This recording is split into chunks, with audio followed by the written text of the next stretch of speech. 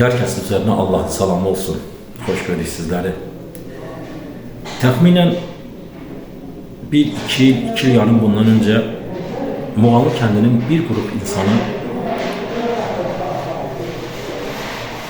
kəndin müəyyən yerlərində, müxtəlif yerlərində transformatorların olmaması, yəni az olması, yüklənməsi nəticəsində müxtəlif küçələrdə işıqların dimi olar ki, çox zəif şəkildə verilməsinə bağlı bir qrup insan əvvəldə qeyd etdiyim kimi rayon icra hakimiyyətində oldular. Zaqatala rayon icra hakimiyyətində şəxsən Mübariz müəllimin qəbulunda oldular. Zaqatala rayon icra başçısı olan Mübariz Əhmədzadənin qəbulunda oldular və o problemi onun diqqətinə çatdırdılar. Çox səmimi olaraq deyirəm ki, həmin anda Mübariz Əhmədzadənin rayon icra başçısı olan Mübariz Əhmədzadənin, Mübariz müəllimin göstərişi, onun müraciəti Azərişıq rəhbərliyinə, rayon səviyyəsində olan Azərişıq rəhbərliyinə cavabsız qalmadı. Və bu hansı ki bizim kənd ictimaiyyəti, kənd nümayəndələri orada olandan bir neçə gün sonra Muğanlı kəndindən yeni bir transformator gətirildi.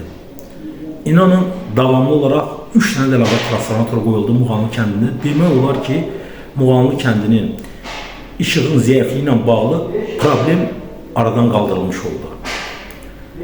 Və bununla bağlı kənd olaraq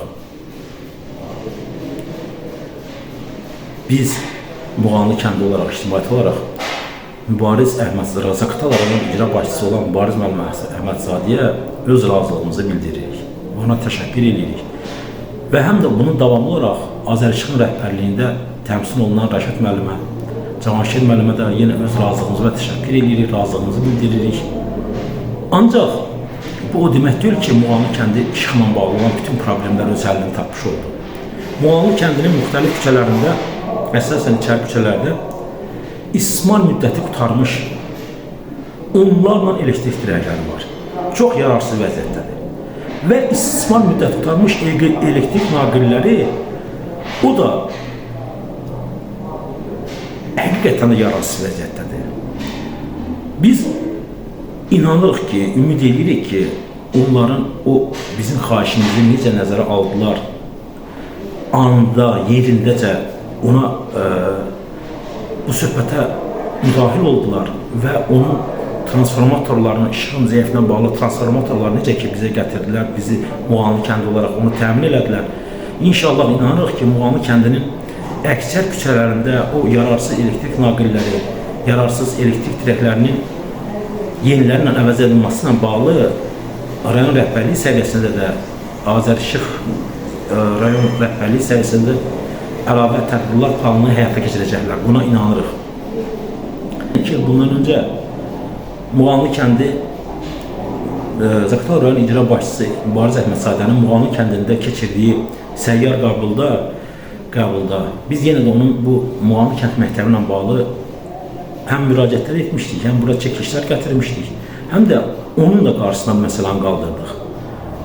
O insan bir ağsaqqal olaraq icra başçısı kimi yox, bir ağsaqqal olaraq dedi ki, mən bir söz verirəm, o Muğanlı kəndə məktəbin tikilməsinə bağlı sizə başardığım əlimdən gələn köməkliyi eləyəcəm.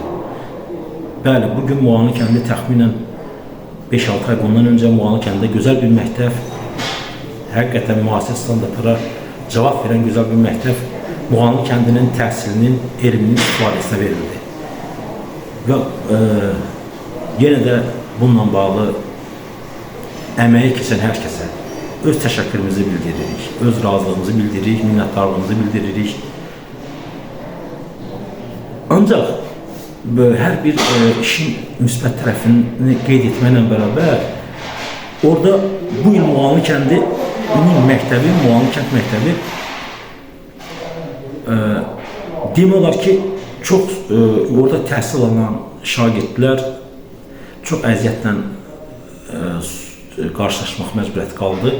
Müəllim kollektivi onların içi deyil. Sadəcə müəllim kollektivi biraz yaş baxımından böyük olduqlarından o şeyə dözümlü yanaşa bildilər. bir gün üçün Muğamlı kəndinin məktəbinin istilməsinə bağlı mən bildiyim qədərlə 250 litrə yaxın salyarka lazım idi, dizel yanacağı. Hansı ki, Muğamlı kəndinə 3 ton biz orada çəkiliş gətirəndə cəmi 3 aya 3 ton salyarka elektrik dizel yanacağı vermişlər, üzr istəyirəm.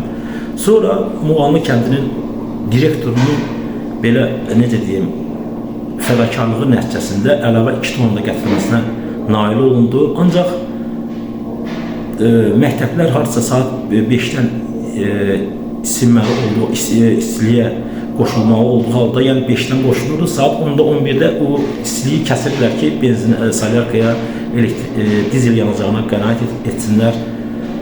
O da bizə əlavə problemlər gətirildi. Bunu da həm təhsil şöbəsi qarşısında, Təhsil Nazirliyi qarşısında, həm də ki, rayon rəhbərliyi səviyyəsində indi daha inşallah ki, qarşıdan yaz gəlir. İndi ona o qədər ehtiyac olmayacaqdır. Yəni, gələcəkdə bu problemlərin olmasına bağlı yenə də müraciət edirik insanlara, insan adəti qurumlara.